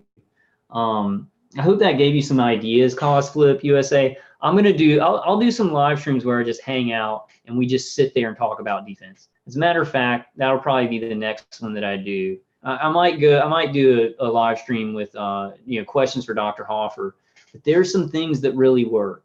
Now, sometimes it's like my attackers get through. They just have the buildup is a certain way, and they'll get through with certain stuff. Or I didn't use Dave Case's CD for like 2 days, and then they start coming through, because all these things take upkeep, which is really frustrating, y'all. It's really frustrating, because I try and help people with these defenses, people who are like willing to try things, but it's like they want to use Dave Case's CD for maybe like 2 hours for the day, and then it gets annoying or whatever. You really got to stick with these things. And people have had some success with them. So I don't know, the Q-Wave defenders, for how much they are and how many you have to buy, it's not worth it. If you have thousands of dollars, go ahead and buy 16. Like if you have tons of money and you're a target individual, buy 16 Q-Wave defenders and figure out how to put them on your body, especially close to your neck and your head, because it's creating this kind of cloud. It's creating a cloud of solfeggio waves and Schumann resonance, which when they're creating electromagnetic fields and shooting a bidirectional stream, it has to go through this cloud of Schumann resonance and solfeggio waves. I'll do a better defense video, but grounding, Dave Case's CD, head shielding, head and neck shielding, because then when you're stacking up head and neck shielding, things are buffered down. Then Dave Case's CD will kind of mop up. Then you got the grounding that can kind of help you with external hits. And then you can kind of figure out from there, okay, what am I not covering here? And maybe get some better passive shielding, like copper blankets and stuff to cover your whole body. And I know people are looking into, somebody, I think that drunk ninja that drunk ninja showed like this grow room, which is made of like aluminum polyester on the side. It was a kind of like a Faraday cage. So I mean, if you're getting a ton of external hits, Faraday cages are so expensive. If maybe we can find something cheaper to just put something around your entire body that blocks it, then use some of those other defenses would be ideal. It's a battle though. It's a real battle. It's a battle. It's worth it. I think it's worth it. I definitely know it's worth it. But it's like, man, it takes a lot of discipline. It's a war. I mean, it's a 24-hour-a-day war. When I go to the bathroom, I take my grounding straps off. When I come back, put the grounding straps back on, and I do it day after day after day. And it gets, you got to get it to where it's just like, like second nature, you know. But I'll do some better defensive videos. Let's get through the four tenets of cognitive freedom, I think it was. The right to freely decide if you want to use given neurotechnology or refuse it. The right to mental privacy. You have a right to seclude your brain data or to publicly share it. Now, I just want you to think about this. We're talking about the only thing that you own, really own, that are really yours, are your thoughts. This new BCI, which is being developed, Musk and Zuckerberg and others around the world, will read your mind. Third right, the right to mental integrity. You should have the right not to be harmed physically or psychologically by neurotechnology, and the right to psychological continuity. You should have the right to be protected from any alterations to yourself, of self, that you did not authorize. Now, here's the thing. This is what they're saying. Isn't this great, though? This is great that Glenn Beck is talking about this. So great. I mean, he's so mainstream. I hope that some of the other, I hope both right and left wing, whatever they're called, talking heads or radio hosts, I hope that they pick this stuff up and keep talking about it. And you know, when they keep talking about these consumer products, people that have heard about targeted individuals and said, oh, those people are nuts. You know, that seed's already planted, right? And that tree is going to grow. I don't know if that's the metaphor, but they had a seed in their mind, and then the tree grows, and they, oh, those TIs were telling the truth, right? That always comes. That always comes. There's always people that people call conspiracy theorists, and then later on they're like, oh, the conspiracy theorists were right. It's always a stall tactic, you know. So it is coming. I've got to be more positive about that. I've been very not negative lately because I'm positive spiritually, good things in my life. Physically negative. I'm physically negative. Like my brain is like depressed and I'm like, this is going, my body can't do this. Spiritually, it's like the opposite. I'm seeing all these great things and strong human beings, people I love, new connections and things like that. And it's, maybe it's just supposed to happen that way. You know, I don't know. My body and brain are very negative. I gotta start using, you know how kind of like when you're little, when I was little, it was like, oh man, we need to get through this. But, when I was little, I'd feel physically good and it'd make me feel spiritually good, right? I think I've told y'all this before. Like I'd feel physically good and happy, and I'd read the Bible and I'd feel really connected with God, and I'd pray and I'd feel it. So it was like the physical was feeding into my strong spirituality when I was younger. And now I'm seeing that this has been inverted, and my strong spiritual feelings and connection to God are feeding back into my physical. I don't know how that works scientifically. And sometimes it's really hard. It's hard because you're just so tired. You know, you're so tired to even think about that, and your attackers are just like do, turn it off. Like the lady just said now, turn it off. Lady just said, I don't want to do this anymore. The guy said he's crazy. We got to put him away. All right, let's finish this. Let's finish this up. So my V2K, but the V2K, like I really have to listen. I really have to listen carefully because of these hearing aids. Saying brain data is the ultimate refuge of privacy. When that goes, everything goes. And once brain data is collected on a large scale, it will be very hard to reverse the process. The scariest thing you'll read all day is this report. So how long, says the researcher, will it be until this is co-opted for national security purposes? Hold on. Okay. Put the brakes on. Let's listen to what he says first. I'm going to not preemptively talk about it, but you see where the problem is there. How long before this is co-opted for national security purposes? That's backwards. That's backwards because it's been being used for black projects and for the military industrial complex for decades. These new technologies that Elon Musk are coming, they're connected with all that experimentation. So he's saying, I don't know if he really believes, I guess he's just reading something, right? He's reading something where they're saying how long until this is co-opted for national security issues. It's completely backwards. backwards, completely backwards. These technologies, consumer technologies, come from all the experimentation by the military industrial complex, not the other way around. These things didn't just come out and now, oh, the DoD is going to be interested in these technologies. I mean, how does the world get that way, right? How do people believe that? How would people ever believe that? And I think he's just reading something, so I don't think it's his opinions about it. According to the interview, Samuel noted that Defense Department Advanced Research Agency, that's DARPA, is already working on neurotechnologies that could be used on soldiers. He said there's already a military-funded research to see if we can monitor decreases in attention levels and concentration with the hybrid BCIs that can read deficits in attention levels and then rewrite the brain to increase alertness through neuromodulation. Or to decrease alertness and increase pain in the body by neuromodulation, which is happening to targeted individuals, and it's happened for many decades of experimentation, right? DARPA ain't just starting on this stuff. DARPA's been doing this for decades. However long DARPA has existed, it's been working on these mind control technologies. I don't see how they can write articles like that in good conscience. I guess they have no conscience. Whoever wrote this article. I hope Glenn Beck doesn't buy into that, though. I hope that, and I think he has to be careful with the subject. I think he has to be really, really careful because of who his viewers are, so he doesn't get too opinionated with it. He gives a couple of opinions, but I mean, anybody should know that the military-industrial complex had this way before Elon Musk and way before Mark Zuckerberg. These are DARPA-funded projects that attempt to do so.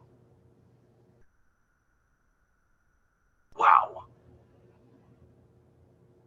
And we're still arguing things like what?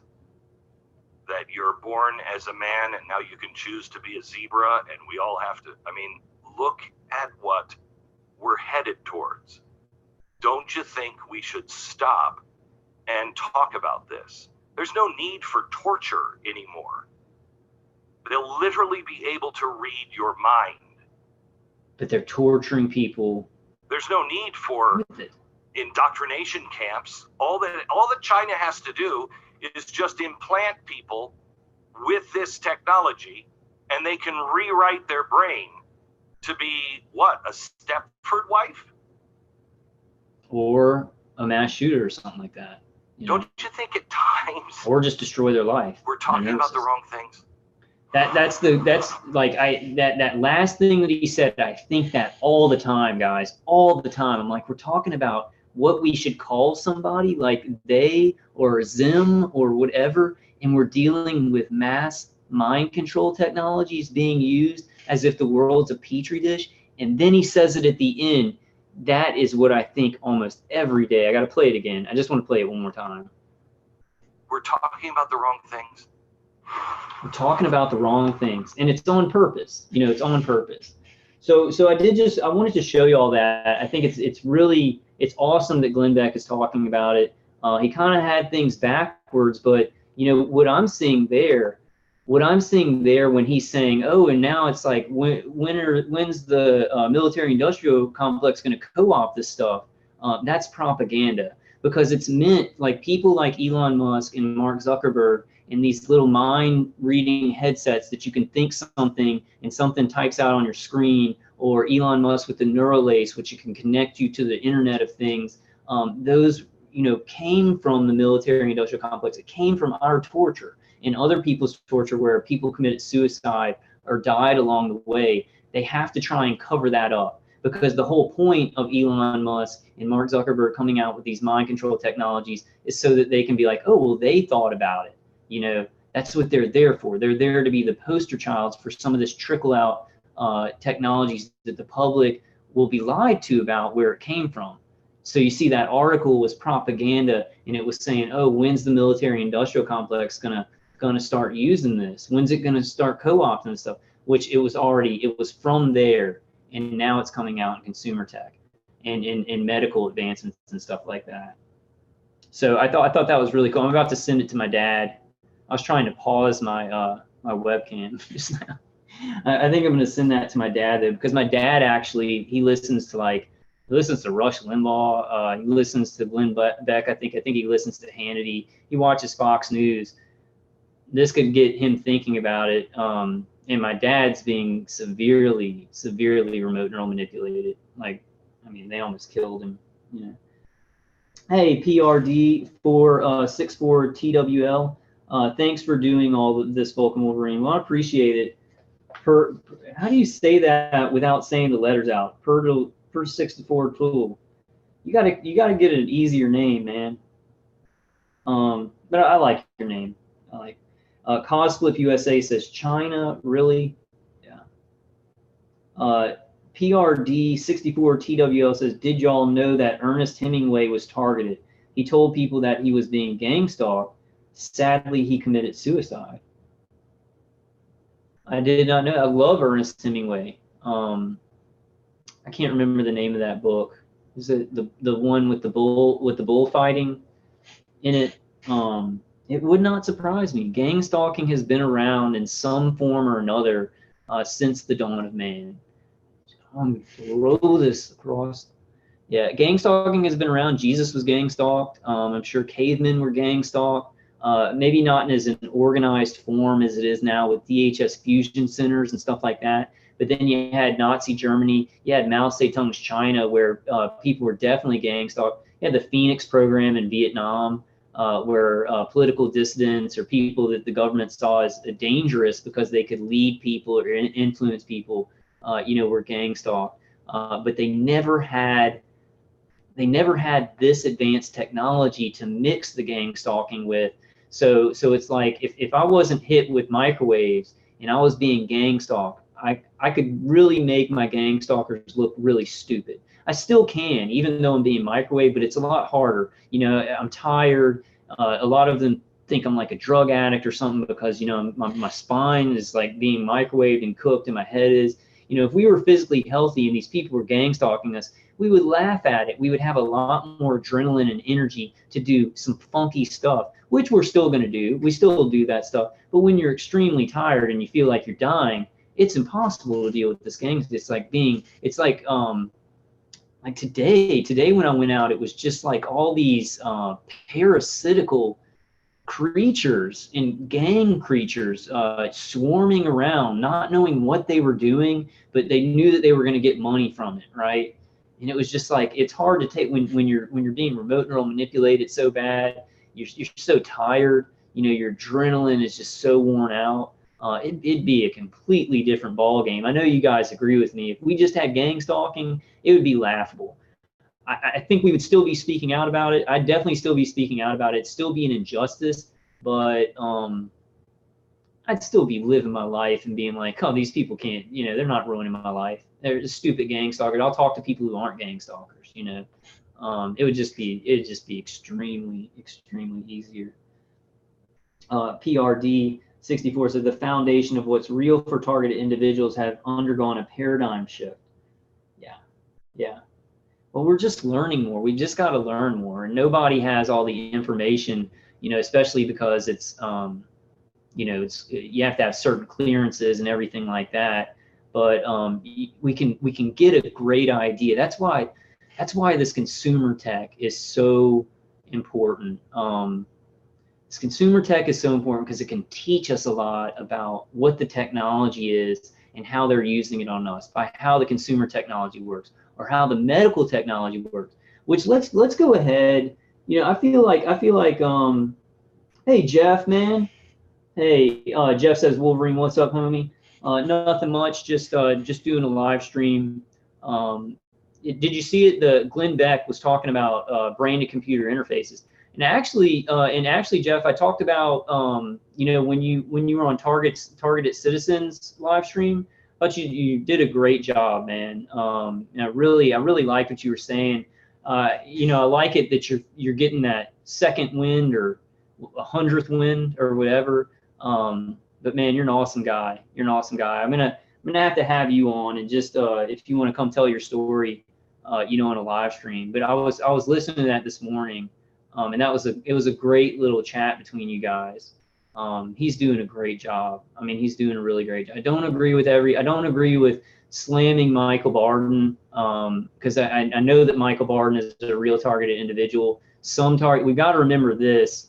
I guess I don't want to talk too much about this, but some targeted individuals might be getting the mind control stuff severely, and not getting the physical stuff. And some people, like, I'm getting the physical stuff, the physical torture, and the mind control too, and the gang stalking, and it's all at a certain level. But because Michael Barden's not getting the physical pain part or something, and I'm not even sure about that. He might just not talk about it, but he could be getting much more extreme neuro weapon torture. So I just disagree with Targeted Citizen on certain things, but really love what he's doing. Really love those live streams. He's like getting with it. He's speaking out, and it's what we've got to do. It's what we've got to do. So I really commend him on that. Is a great. He's doing some really great live streams. Yeah, man. Yeah, Jeff. Yeah, just keep getting through it, man. There's some things like, have you been using Dave Case's CD at all? I mean, I'm sure you're gonna find some things along the way. It's hard to get 100%. Knock all this down 100%. Line in the Lamb says 70 nations September 25th watching animal sacrifice in Israel. This might be the Antichrist 7-year covenant of Daniel that mentions sacrifices. Noahide law reconfirming biblical covenant. This might be it. So, this might be the Antichrist 7-year covenant of Daniel that mentions sacrifice. I'm gonna have to look into that, Lion and Lamb. I haven't been looking up much about end times. I just still, like, I'm a Christian, but I just don't know when that's gonna come. I just trust God for that, and I'm like, I've got to act like tomorrow's gonna come. But I find it all very interesting. There's a lot of things in Revelation that are really lining up, and definitely. God is a very ironic creator. So we're seeing a lot of that stuff. I hope that it's not the end of humanity. I was reading something. What was I was watching something where not Pythagorean, Sir Isaac Newton. Oh, no, somebody else. I can't remember their name. Oh man, I think it was Sir Isaac Newton. He predicted that the end of the world would not be before 2060. No, it would not be before 2030, and it wouldn't be after 2060. So sometime between 2030 and 2060. I think it was Sir Isaac Newton. I think I'm getting that wrong. I think it was another inventor, but I can't remember who it was. Man, I wish I could remember that. But I know it wasn't like not Nostradamus or anything like that. Tim Greenglass says, no one knows the day or time, just that all eyes shall see. Yeah, that's how I think about it. Jeanette Dizette says, I heard about that Lion and Lamb. I'm going to have to look into that. Lion and Lamb says, he shall confirm a covenant with the many for 7 years. In the middle, he will cause the sacrifices to cease, beginning of the tribulation. But don't you think, like, if the end times, wouldn't we already be in the tribulation because so many Christians are being persecuted? Or is this just a preview of tribulation? No, I need to look in that. I'm not a great biblical scholar. Hey, Julie. Hey, how you doing, Julie Anderson? Julie Anderson says, Antichrist comes in peace and love. He imitates Jesus Christ. How are you going to be able to tell, though? Like, that's the thing that I get confused on, because a lot of Christians nowadays are saying, like, well, Satan is so nice and Satan is so good and he's going to help, and the Antichrist is so good and he's going to act like he's saving, he's going to really help people. How are we going to be able to tell Jesus from the Antichrist? It's just going to be a spiritual discernment. Because I hear a lot of Christians saying that. They're like, well, oh man, Satanists are really nice and stuff like that, and the Antichrist is going to be super nice. It's like, how are we going to even be able to tell? And I guess that's going to be spiritual discernment, Lynette, beloved daughter of God, says, Lion and Lamb, I agree with you that we are all living in the tribulation period now. Okay. Yeah, I kind of got, and hey, Moment of Truth, how are you doing, bro? Moment of Truth says Jesus will return as he came in the clouds. I hope it's soon, man. I hope that he comes and takes us all to heaven. I kind of I just leave it up to God. You know, I just do what he puts in my heart. I'll look into that stuff though. It's very interesting. It's just, you know, I watched something. Have y'all ever seen y'all? I mean, y'all know who the Branch Davidians were, right? And David Koresh. And I just watched. I guess I'll kind of end it with this because I'm getting a little bit tired. I'll do what I wanted to go into maybe on the next video. But I was watching this, you know, Waco. It was a show on the Paramount channel. You know, it's called Waco, and David Koresh like memorized the whole Bible. I think he's a bit of a jerk. In the show, they show him as being like a jerk, and he was a really nice guy or whatever. He's very into biblical prophecy, and he saw himself as the Lamb of God, and he knew biblical scripture just like the back of his hand. And it's really weird how all that worked out, because it was almost like a self-fulfilling prophecy. And I think life works like that, and we have to be careful. We have to be careful because he prophesied that Babylon would attack and they would all die in the attack, but he would tell people about the 7 seals. And that's what ended up happening because he ended up making that happen. So I think that gets it gets a little bit confusing because you can really be your own self-fulfilling prophecy. So I try and leave it up to God and hope for the best and fight for the best and fight for the future of the world, because then we can fulfill that prophecy if that's God's will, right? Whatever God's will is, that's what I want to happen, and that's what I want to fight for. But what he puts in my heart is like, you fight as if the sun's coming up. You fight as if, you know, that humanity is going to go on. He puts in my heart that he wants humanity to go on, and he wants humanity to be saved from completely being taken over. And so that is, you know, I fight from my little corner for that. But I think prophecy is very, very interesting. And it's interesting how the universe works, because when people start thinking a certain way, reality almost shifts. I guess you could say it does shift in certain ways. You know, there's always a concrete reality, but that reality can be kind of tweaked around, and it's very interesting. I'm gonna look into that, Line and Lamb. PA says, Kyle, I think we're entering tribulation. Yeah, I think a lot of people think we're in the tribulation, and we're definitely in a tribulation, right? I mean, Christians are being persecuted so badly. Like real, true Christians who follow Christ are being, you know, just so persecuted. So, but it's that self-fulfilling prophecy kind of thing. Like, are the evil people, and does the self-fulfilling prophecy even matter, right? Because even if it's a self-fulfilling prophecy, it's still a prophecy. It's still happening. So maybe it's just that complicated, you know. Line and Limb says, I didn't know if they would kill me before the rapture, but I think the rapture is very close. That would be great. That would be great if we could be raptured up, you know, and not die from this. It'd be really, really cool. Who knows, man? I mean, miracles, that's the thing, guys. This, you know, with this thing, this stuff is getting so dark, and people are just losing any sense of morality at all. I mean, it's almost like it's pretty much an everyday purge, right, from the military-industrial complex. But the other side, there's this balance. There's a balance that God is severely involved in. Severely is a good word. He's severely involved in it. It's a very ironic balance. We're going to be seeing many more miracles from the good side.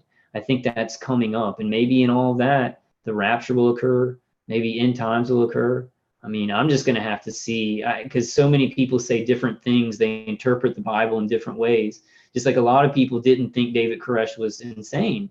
They were like, oh, he knows the Bible. And so the stuff that he was doing, I don't know about him. You know, I don't know if he really believed. Maybe he did. Maybe he did. I forgot what I was talking about. But some people said he wasn't insane, you know, but then a lot of other Christians said he's completely got it wrong. He's not the Lamb of God. So how, you know, who's right, who's wrong about Scripture when it comes down to very, very significant periods of time, you know, seasons that the Bible predicts you've got one person saying, well, I think it's now. And then you've got other Christian scholars saying, well, it's going to come in a couple of years. And it's like, everybody's discussing it, and that's interesting. But I think God just has the final say. So from my point of view, I'm like, well, if God has the final say on what's going to happen, and there's a whole lot of different voices kind of, and discussing it's fun, discussing it's fun, but to actually know exactly what's going to happen, it seems impossible. It seems like we're not supposed to, seems like we're just not supposed to. So I kind of just choose to trust in God, but you guys can definitely talk about it. We can definitely talk about it in these live streams. Cosflip USA says Steve Quayle was talking about how if you're under attack, praying the Psalms where God says he fights against his enemies who are our enemies. Have a blessed day praying.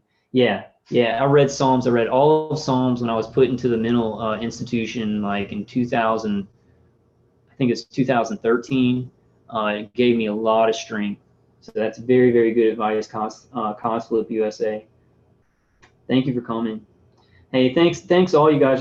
Charles Hall says maybe he was MK. Who you think? Are you saying Jesus, Charles?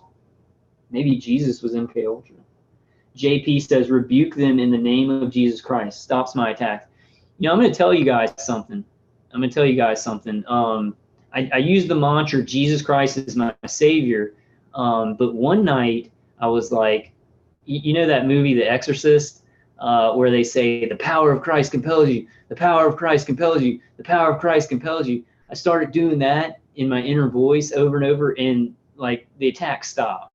But I don't think it was demon. It wasn't demonic. I either think something happened with the AI, like the AI did something where it stopped when I said that, or my attackers were messing around. But it definitely stopped for like a couple of hours. It's like the power of Christ compels you. The power of Christ compels you. So if you ever get into a bind and the pain's just so bad, try the power of Christ compels you. The power of Christ compels you. I thought that was cool. PA says, I think our attackers are really amping things up. Yes. Yeah. I think they're scared. I think they don't know what's going to happen. I think this is a very uncertain time for them. And they think, oh, this could all come down. We may have to stop. This may come out in the public. And so I think they're trying to either brain hobble us or get rid of us, But I've said that before. I've said that like 2 years ago. Oh, well, they're getting worse, So it kind of ebbs and flows. We're going to just have to see, But yeah, definitely a valid, observation. If I could think of words, I would say them out of my mouth. Jeanette Dizette says, love Jesus. Yeah, love Jesus. I think that's a number one spiritual thing to get through this. Just love Jesus. Try and be like Jesus as much as you can. I think maybe I don't know. We need to read his words and what he said to be, because he's still ahead of the times. Jesus's message, how long ago was that? But that was 2,000 years ago. 2,000 years ago. Am I getting that right? He was ahead of us now, and his philosophies we still haven't reached his wisdom, because he is God, right? JP says the clones can't stand the name of Jesus Christ. Tim Greenglass says they fear revolution and are trying to squash dissent. Old story, but it sucks. And sometimes, sometimes, Tim, the trying to squash dissent creates it. It exacerbates it. They end up getting exactly what they didn't want, right? Evil is smart on the surface, and it's smart in the short term, but in the long term, good is way stronger. Star Wars thing. Star Wars, good in the long term is way stronger. PA says, I was really hurt in Walmart a few days ago. Were they hitting you in there, PA? You didn't get, a gang stalker didn't physically attack you, did they? Charles Hall said, yeah, they must have gotten a payout from Epstein's life insurance. I think that was from a conversation y'all were talking about. Yeah, Jeff O says, great mantra. Yeah, the Jesus Christ is my Savior is a good one.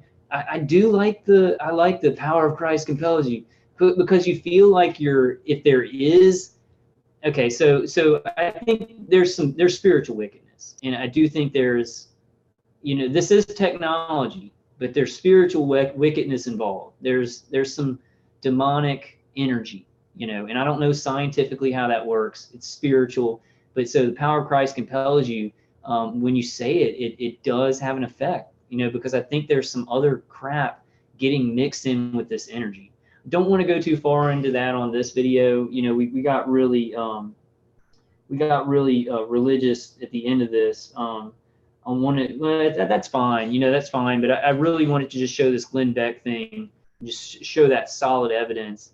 But we'll do some more live streams and stuff where we can, talk about scripture and things like that. I'll talk about prophecy. It's very interesting. It's a very interesting subject. I just think at the bottom line is that God is gonna decide. And as human beings, as separate human beings, we really don't know what's going to come, what's going to happen. And we just have to get as close to God as we can and trust him and do what he tells your heart to do. What he tells my heart to do could be very, very different from what he tells your heart to do. You may actually, he's telling me, act like tomorrow is going to come, help people, relieve suffering, help your family, maybe have a family. He's telling me all these things, but to you, he may be like, prep for the end times. You need to tell people about the end times. You need to prep them. He may be telling your heart that, even though you may not know the exact day, so God tells us different things, in our heart. PA says no severe headache. PA, God, really try Dave Case's CD with the Koss headphones. Because if it's not an external hit, if it's remote neural manipulation, it could stop the headache, but you're going to have to use it for a while. And then barring that, I would maybe get a cap like this. This has Silverell woven into it. It could kind of blunt down if they're shooting at your head. And then this headgear. I'll do a video about defenses, guys. I think I'm gonna go ahead and close up this live stream. Native 321 says your love for Christ is beautiful, Kyle. Yeah, and I know I'm a little bit too logical. It's just how God made me. I do have a strong spiritual side. Some of you guys know the Bible a lot better than me. And I want y'all to give your points of view, people who study the Bible and who are looking into the end times and stuff like that. God has kind of tasked me with learning about the technology, doing activism, staying logical, but I have a strong spiritual side. It represents itself in the logical and in the practical. That's the way it comes out.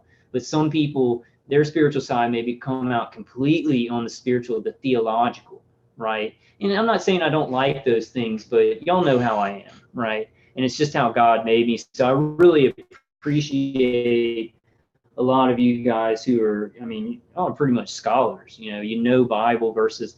I need to read the Bible more. I need to read the Bible more and just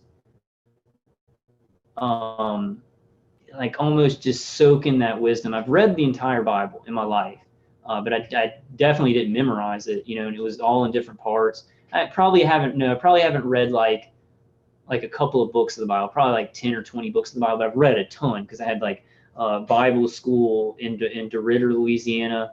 All of my grandparents were super religious. We had Bible study, Bible school, and everything like that. And then when I I took a couple of classes in college, a couple of Bible classes. But y'all know how I kind of am. Hey, Healthy Living and Other Things. You doing okay? Healthy Living and Other Things says, I am going to make a mind control video. So guys, be looking out for that. And go to Healthy Living and Other Things. Go to their channel and definitely subscribe. And hey, Cheryl. Hey, thanks, Cosflip USA.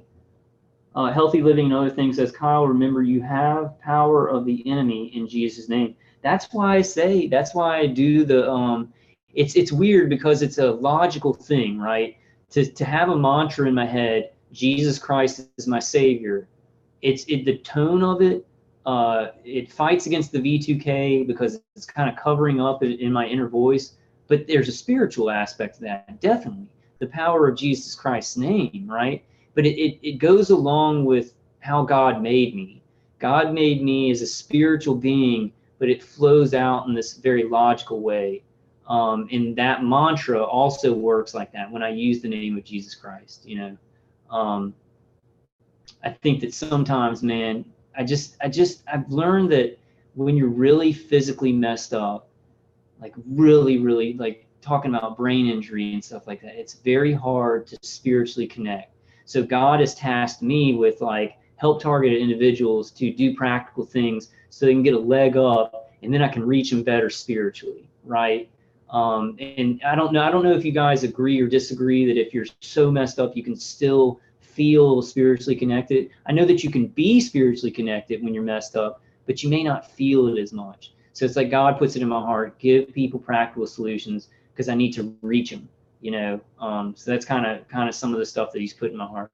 And like I said, like everybody on this earth, everybody, and this is just, you know, I know that some Christians may not believe me because they believe the 144,000 chosen and things like that, and the chosen people of God. But I believe, like, if you decide to be close to God and a child of God, he'll put what he wants you to do in your heart, and everybody can be a child of God and do great things for God. And he'll give you a specific, you know, he'll put stuff in your heart that you're good at, that he made you for, and he'll push you along to do those things, you know. Sometimes it's really hard. Sometimes, you know, with this stuff, it gets so negative, we, you know, feel so disconnected, but it's definitely true, you know. All right, guys.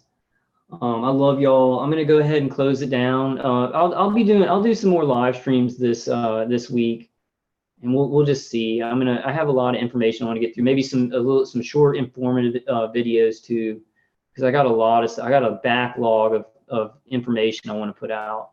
But I hope that helped. Please like, share, and subscribe my videos. But also like and share that Glenn Beck video. Please like and share that Glenn Beck video, because if other commentators and radio hosts will talk about this more, it's going to help us out big time.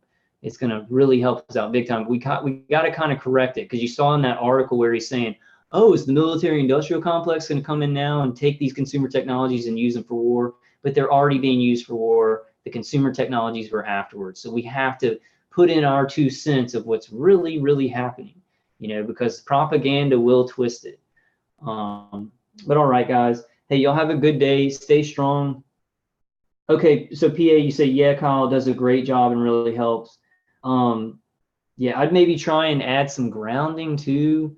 I'm gonna do a defensive video. I'll do a defensive video. We'll hang out, and I'll just go through everything that I use, and I'll say exactly how I use it and how I started using it and everything like that. I may miss some things because I do so much stuff. Like I use, you know, supplements and vitamins. I've been taking a lot of vitamin C. Like if you have infections in your body and inflammation, you can either take liposomal vitamin C, or you can take like high doses of vitamin C. It'll stop infections and it'll stop inflammation, and it can give you more energy. So like I'm doing vitamin C in the morning when I wake up, and then calcium with vitamin D at night to calm me down and to repair my calcium channels. You know, many other supplements, which I'll go over in the defensive video. I got to do that. I got to do that to give y'all some ideas for defense, and then y'all can put some stuff in chat too. I've been meaning to do that, but I don't know. There's just so much stuff. It's so much random stuff that I put all together. So I just say the main things. Like I say the main centerpiece of defense, you know, headgear, Dave Case CD, grounding, and what. No, that's basically the centerpiece of the defense. And then once you get a little bit of percentage from that, then you can start looking into other things. But I'll just go through everything. All right, guys. All right, guys. I'll see you on the next one. Thanks all of you for coming. I hope y'all are doing good. My brain. Well, I think that's what I'm going to do. I'm going to, when I get off of here, I'm going to meditate. And I'm just really trying to get close to God, because no matter how I feel, no matter what's happened to my brain and my nervous system, I've just learned that it's like life is so ironic, and the tables can turn and put you in a place where you're just like, oh, I'm glad I'm here. You know, all this stuff was so bad, but where it turned out, I wouldn't have it any other way, you know. And I have those moments. I have those moments sometimes, not all the time, not all the time, right? Sometimes it's just like, I wish this would stop. This is horrible.